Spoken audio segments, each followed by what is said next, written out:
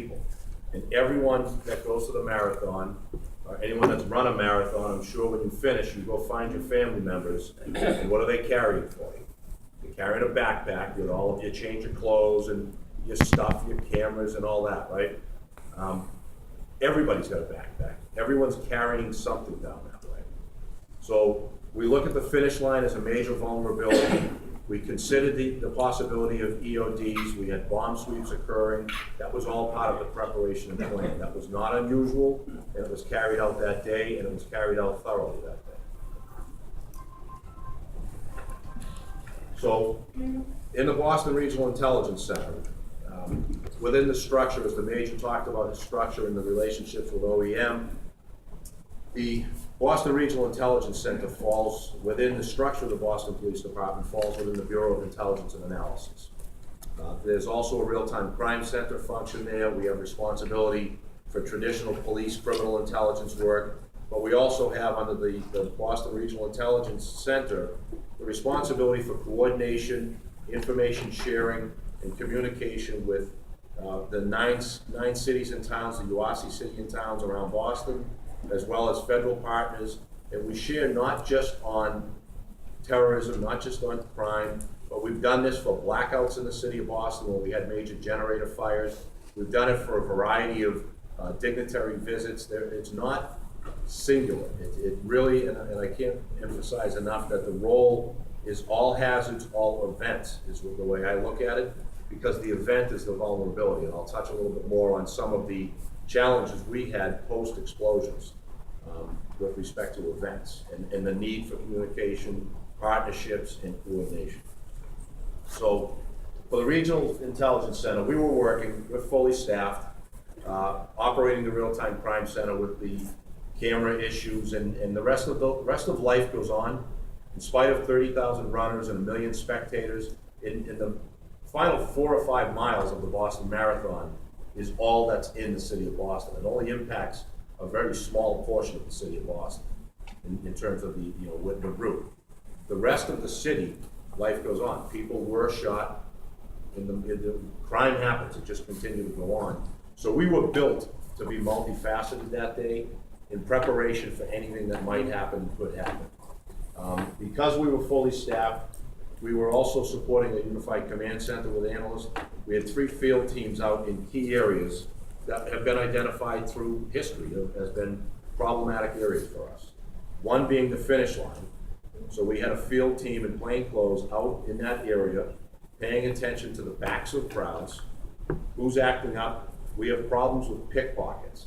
Well, everyone's there cheering for mommy and daddy and sister and auntie to finish the race.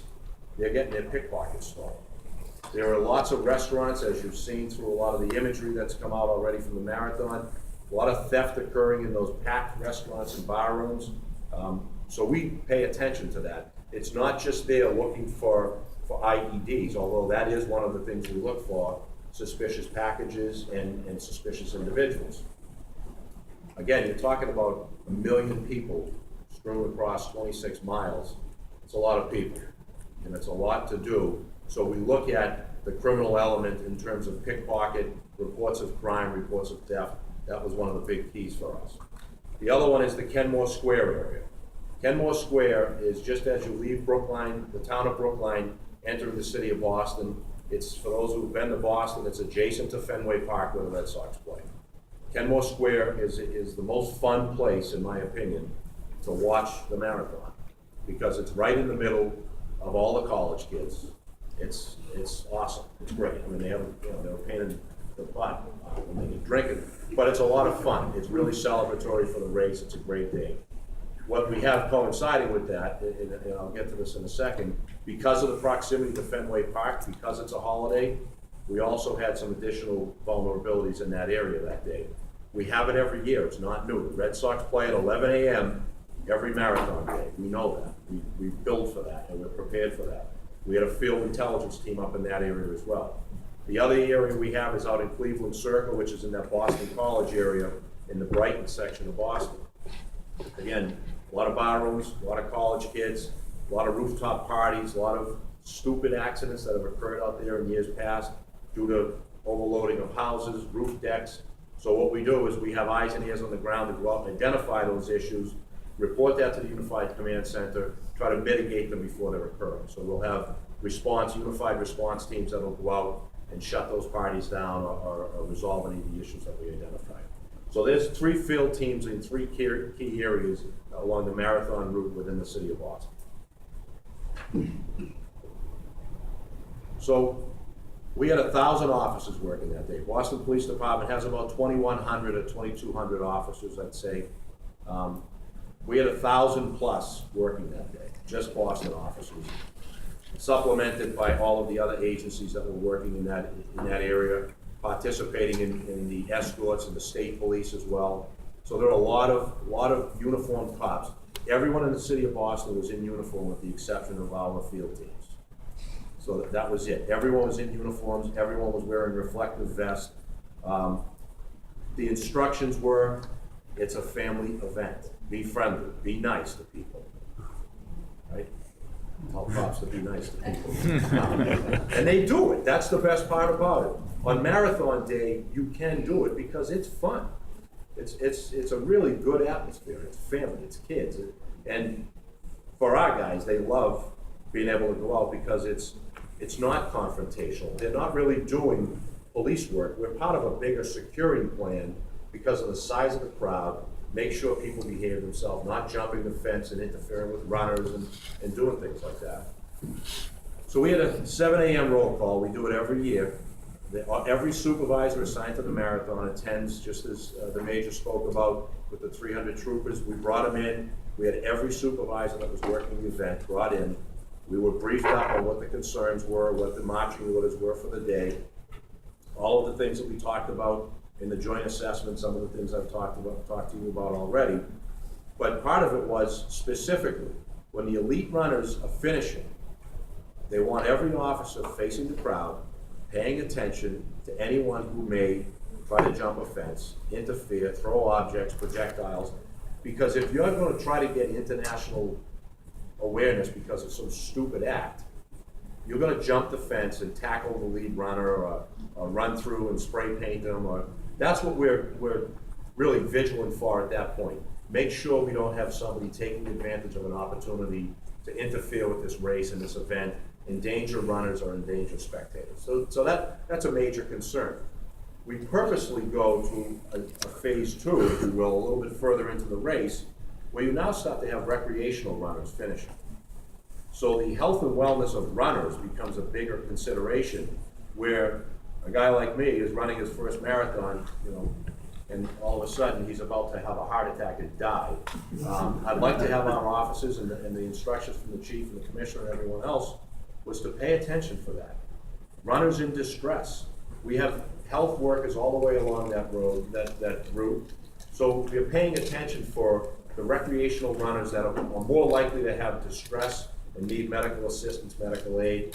Protect them, pay attention, but you're not going to turn your back on the crowd, but you have the added responsibility now of paying attention to runners, and they come in waves. Anyone's ever watched a run on the marathon, it can get pretty crowded when they're running through, particularly in the recreational, let's say that 3.5 hour to 4.5 hour runner.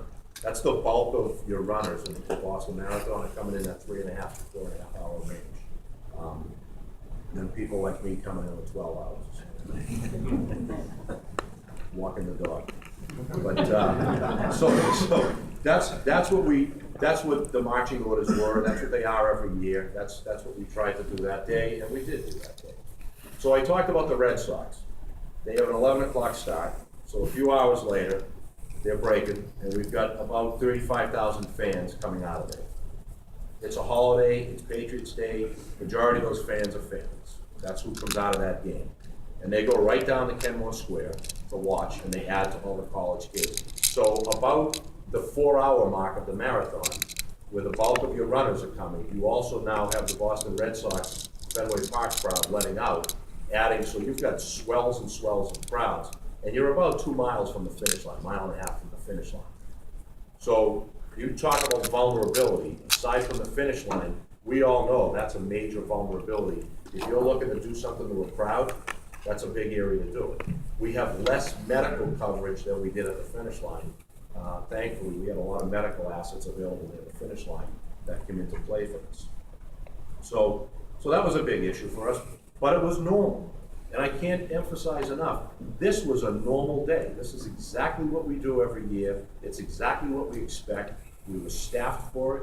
We were prepped for it. We assessed for it. We did everything the right way. Everything was the way it was supposed to be. That night, we had the added pleasure, again, of being a sports fan. The Boston Bruins were hosting the Ottawa Senators that night at Boston Garden. That's only about 6 or 8 train stops away from the finish line of the Boston Marathon. Not immediately close, but it was another big crowd that you worry about. And we look at every crowd event since 9/11, some people in your own minds, and certainly not a group like this because of the business we're in, but some people let down the whole idea of I'm sitting in Fenway Park. I always think that, I'm a potential target here. If I'm in Boston Garden watching a Bruins or Celtics game, I'm a potential target. This is a big crowd, and somebody could do something to disrupt this event and start a fire. It could be anything. So we're always watching for that. Part of our role is to let people know, Chief, we've got all these people coming for the marathon. By the way, the Sox, yeah, he knows that. I don't have to tell him that. This was a little bit different. Chief, we have a Bruins game that night. The Ottawa Senators are in town. So in addition to everything else we have going on the holiday, with all the bar rooms and the things down by Faneuil Hall at Quincy Market, we're going to have the Bruins crowd in there. And anyone's ever been to a Bruins game or is a hockey fan, as I am, they can be a little bit different than most sports fans. Hockey fans are pretty interesting people. And I include myself in that group. But that was normal. We do Bruins games, 41 of them a year, excluding playoffs. We play 82 games. We cover 41 of them. We get that crowd 41 times a year. We can deal with it. We do deal with it.